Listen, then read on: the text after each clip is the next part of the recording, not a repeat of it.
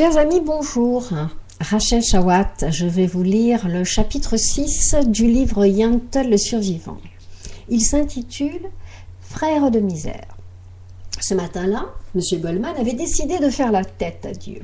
D'ailleurs, être inculte bien souvent incite facilement à être non-croyant. Mais tu m'embêtes avec ton Dieu. S'il avait existé, il n'y aurait pas eu tant de gens gazés. Je n'y crois pas, n'insiste pas, et après tout. Je saurai bientôt, et crois-moi que sur mon strapontin, je vais la pousser, ma gueulante, là-haut, et j'espère bien arriver au paradis. Où étais-tu, Dieu, quand je croupissais là-bas dans les camps? Il est ainsi, M. Goldman, plein de vie, malgré tout, a toujours envoyé la colère sur lui-même. Comme il était bon de discuter avec lui. Il avait une vie bien pleine et riche en aventures, un homme d'affaires hors du commun, classé parmi les plus grandes fortunes des États-Unis. La faim l'avait définitivement blessé, et à aucun moment il ne pouvait résister. Manger était devenu le mot d'ordre. Le manque ne l'avait jamais quitté. Lui qui pesait 40 kilos à la sortie des camps en faisait plus de 100. Et pour se mouvoir, chaque pas devenait un effort. Ce matin-là, pris de colère contre son créateur, il lui fallait parler. Son ami savait que tout ce qu'il dirait serait juste, authentique, en aucun cas amplifié. Il se souvient de ce petit matin alors qu'il résidait à Berlin. On était venu le chercher, lui et les siens. Embarqués vers ce pays froid, lointain, la Pologne, ils ont tous été arrêtés, toute sa famille, ses parents, ses frères, ses oncles, ses cousins, tous gazés sous la douche le même jour. Lui seul en est revenu. Et sa vie, il ne la doit qu'à ce petit bout de chocolat qu'il avait volé si malicieusement dans la poche du soldat qui surveillait sa baraque. Sa vie ne valait que ce petit bout de chocolat. En effet, alors que sa famille devait en rang, nu sous le froid glacial de l'hiver, rejoindre la douche, il était prévu que celui-ci garde sa petite menotte dans celle de sa mère. Mais ce petit bout de chocolat bien enfoui dans cette petite main décharnée le tentait tant. Il a couru vers les latrines pour manger son carreau de chocolat en cachette, car aucune envie de partager. Et il est sorti. Il n'a revu personne. Plus tard, on comprendra l'usine de Chocolate's Food, cotée en bourse, la première affaire qui a fait de lui cette puissance financière.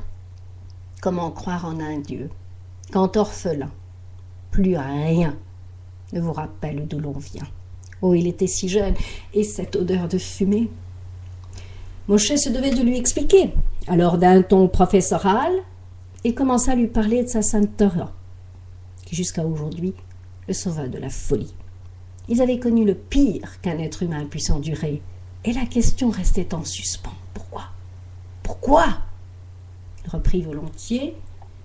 Moshe avait trouvé ce petit nom Goldie quand il voulait interpeller son cher M. Goldman, comme pour exprimer cette valeur or qu'il vouait à son ami, son frère de cœur.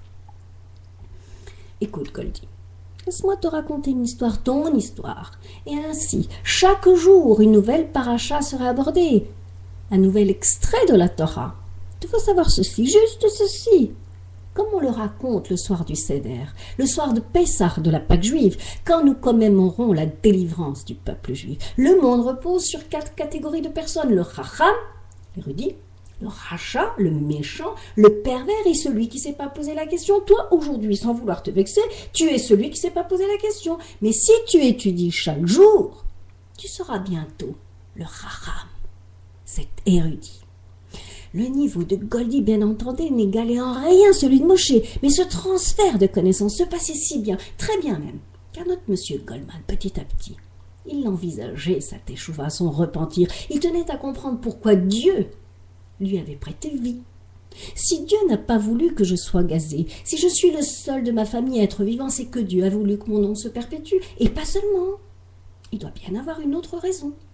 Oui, mon ami Goldie, ta mission est loin d'être finie, ricanait Moshe, qui tout au fond de lui savait que le repentir était bel et bien amorcé.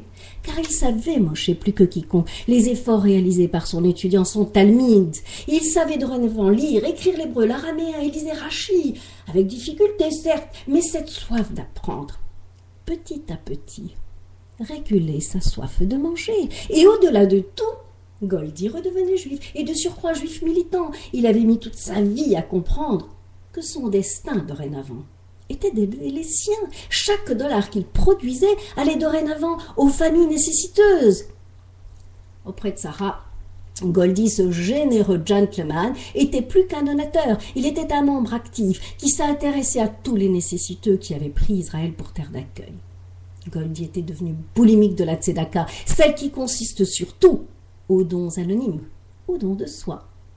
Il n'avait jamais eu cette chance d'avoir une famille, ne s'était jamais marié. Voilà qu'ici, à Yerushalayim, tous les habitants devenaient sa famille. Et quelle joie! Pas un pas sans qu'on lui baise la main, pas une approche à la synagogue sans qu'on ne le bénisse. Tous les enfants lui sautaient dans les bras à chaque coin de rue. Il se sentait vivre et exister pleinement, Goldie. L'homme riche était enfin riche d'amour, de joie. Et cela n'avait enfin aucun prix. Certaines rencontres sont les rencontres de votre vie. Et c'est bien à Moshe à qui il devait sa nouvelle vie.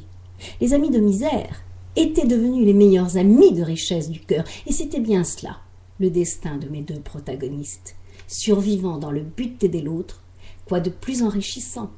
C'était Rachel Shawat, dans le cadre du livre Yantol le survivant. Je vous souhaite une bonne journée.